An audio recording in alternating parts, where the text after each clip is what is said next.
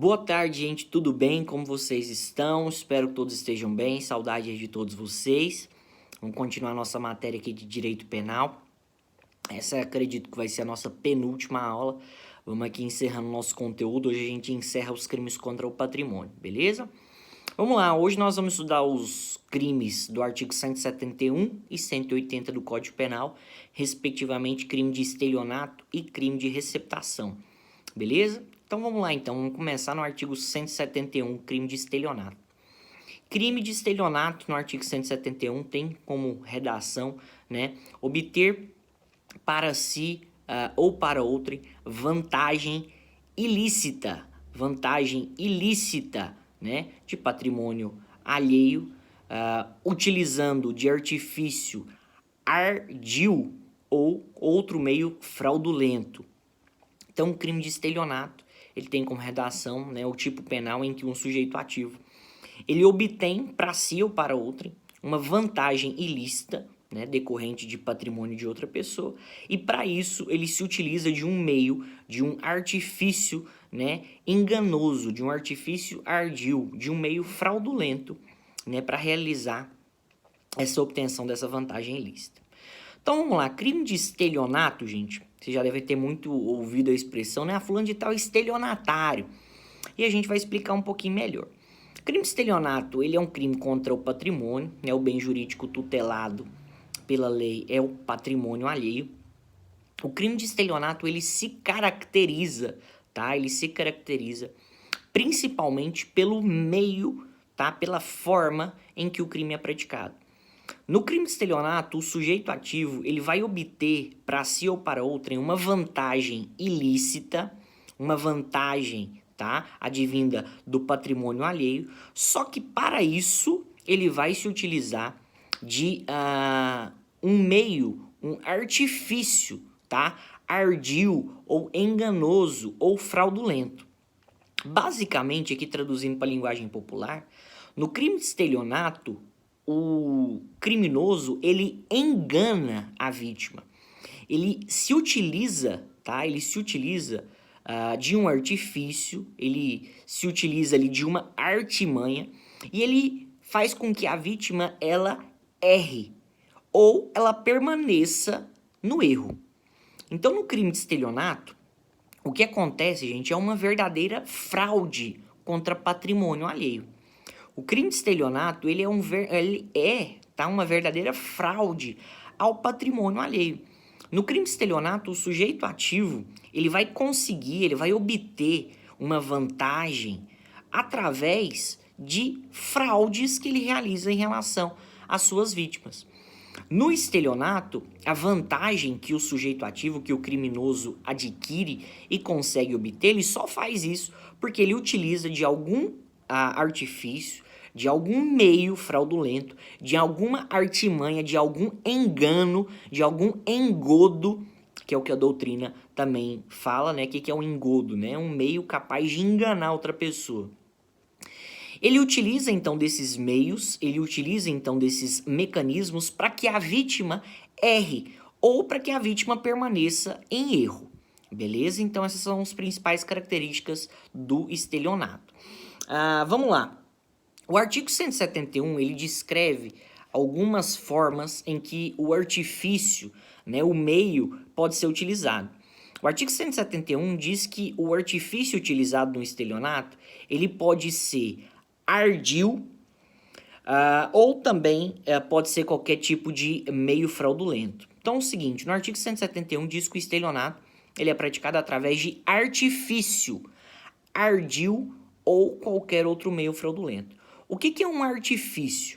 Um artifício é uma artimanha que é utilizado pelo sujeito ativo, pelo criminoso. É, por exemplo, uso de documento falso, um disfarce, uma roupa de outra pessoa, isso é um artifício. São objetos, são recursos que o criminoso utiliza para tentar enganar a vítima. O meio também, ou esse artifício, ele pode ser ardil, ou seja, ele pode ser enganoso ali. Por exemplo, a gente vê aqui um artifício ardil é o sujeito, né, o famoso 171. O cara que é bom de papo, o cara que engana a vítima só na conversa. Ele passa tanta conversa na vítima, ele ludibria tanto a vítima que a vítima acaba enganada e a vítima entrega, né, uma vantagem para ali para o estelionatário. Então, vocês podem até para relacionar, vocês já viram aquela fulana, quando fala assim, ó, fulano de tal é mó 171. O que é o 171? 171 é o artigo, né, o número do artigo do Código Penal. 171 diz respeito ao crime de estelionato. Então, quando fala que o cara é 171, muitas vezes se relaciona justamente a isso, ao estelionatário, o cara que é bom de papo, bom de conversa, ele acaba enganando, né, ele acaba induzindo as suas vítimas a erro, para obter, né, alguma vantagem indevida.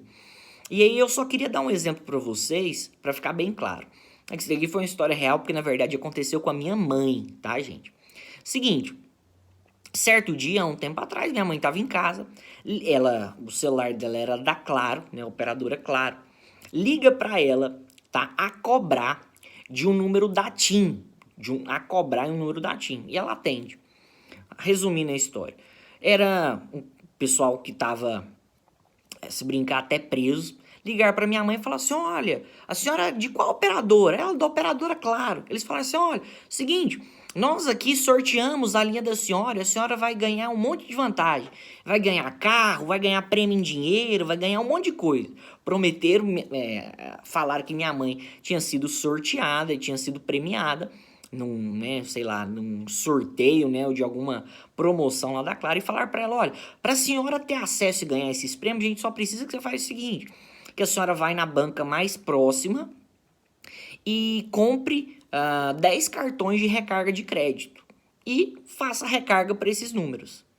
Minha mãe, né, totalmente ludibriada, enganada pela falsa, né, promessa ali que ia ganhar carro, que ia ganhar dinheiro, foi lá, comprou 10 cartão de recarga e recarregou o celular ali dos criminosos, dos meliantes, tá?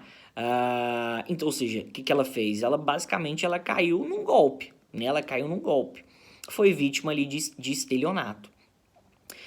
Vocês já devem ter visto também outros, né? Várias formas de estelionato. O pessoal que liga, né, para casa fulano de tal e fala o seguinte, olha, eu tô aqui com seu filho, que não sei o que é lá, ou com a sua filha sequestrada, eu quero que você deposita X mil de dinheiro nessa conta, senão libera ele. Na verdade, o cara nem tá com filha nenhum, nem filho nenhum. Ele só tá enganando, ele só passou uma história, o conto do vigário, passou uma mentira, realizou, né, um golpe para tentar ganhar dinheiro. É um estelionato. Então, o estelionato pode se realizar através de artifício, através de meio ardil, né, enganoso, fraudulento, ou qualquer outro tipo de meio, né, semelhante, qualquer outro tipo de meio que seja capaz de ludibriar, de enganar, tá, uma vítima. Vamos ver aqui. O crime de estelionato, basicamente, gente, ele faz com que a vítima ela caia num golpe, né? O sujeito ativo, né, o estelionatário, ele vai provocar na vítima que ela caia, que ela incida em um erro, tá? Por exemplo, nesse caso da minha mãe, o cara falou que ela tinha ganhado uma promoção e nada a ver, né? Ela caiu, na verdade, num golpe. Percebam algumas características do estelionato. No estelionato, não há subtração da coisa. O estelionatário ele não vai lá e pega a vantagem ou o bem, né, da vítima. No estelionato, percebam que é a vítima que entrega a vantagem para o estelionatário. No crime de estelionato, é a vítima, tá? É a vítima que entrega a vantagem ali para o criminoso. Então, por exemplo, no caso da minha mãe, não foram os caras que pegaram o dinheiro da minha mãe e foram lá colocar o crédito. Foi a minha mãe, né, minha própria mãe, que colocou o crédito. Uma pessoa que, por exemplo, o cara tá com um documento falso, vai fazer determinada compra, né? A pessoa, né, o vendedor que vai entregar a coisa pro cara e só depois que vai perceber que os documentos são falsos. Então, no crime de estelionato, é a vítima que entrega o bem, é a vítima que entrega, tá, a vantagem econômica. O crime de estelionato ele é um crime material, a doutrina entende, né, que para o crime de estelionato se consuma é necessário a obtenção da vantagem econômica ilícita, é necessário que a vítima ela sofra um prejuízo econômico. Em relação ao tipo subjetivo, o estelionato ele necessariamente é um tipo penal doloso, tá? O estelionato ele só acontece se o sujeito ativo, se o estelionatário tiver o dolo, se o estelionatário tiver a má fé, se ele tiver a intenção realmente de prejudicar uma vítima. Detalhe aqui, sujeito ativo pode ser qualquer pessoa, sujeito passivo pode ser qualquer pessoa, crime comum. Detalhe, o sujeito passivo do crime de estelionato necessariamente tem que ser uma pessoa determinada, tem que ser uma pessoa certa, determinada, ou seja, tem que ser uma pessoa específica. Por quê? Se o sujeito passivo for a coletividade, por exemplo, no caso de uma pirâmide, sabe aquelas pirâmides, né, comerciais aí, né, que o pessoal entra, né? Nesse caso, não vai ser estelionato, vai ser crime contra a economia popular, tá? Lá da Lei 1251 de 1951, perdão. Vai ser crime contra a economia popular se o sujeito passivo for coletividade. Falei aqui que é crime material, admite tentativa, e aqui só falar um detalhe com vocês. Muitas vezes no estelionato, o que são utilizados? Documentos falsos, né? Muitas vezes acontece a falsificação de documentos para que a vítima seja enganada. E aí eu só queria falar para vocês, quando acontece a falsificação de documentos para que o estelionato seja praticado, o sujeito ativo, o estelionatário, ele pode responder em concurso, tá, gente? Pode responder tanto pela falsificação quanto pelo estelionato, seja em concurso material ou seja em concurso formal. Então, só estou falando, se o documento falsificado for utilizado na prática de estelionato, ele pode ser em curso, né, o criminoso, em 2 crimes, na falsidade e no estelionato. E aí eu só quero destacar para vocês uma súmula do STJ, a súmula 17 do STJ, que fala que quando o falso, tá, ele se exaure no estelionato, quando o crime de falsificação é meio para a prática do estelionato, fica por este, no caso, pelo estelionato absorvido. Princípio da consunção. O crime fim absorve o crime meio. Beleza? Gente, então é isso aí. Vamos lá.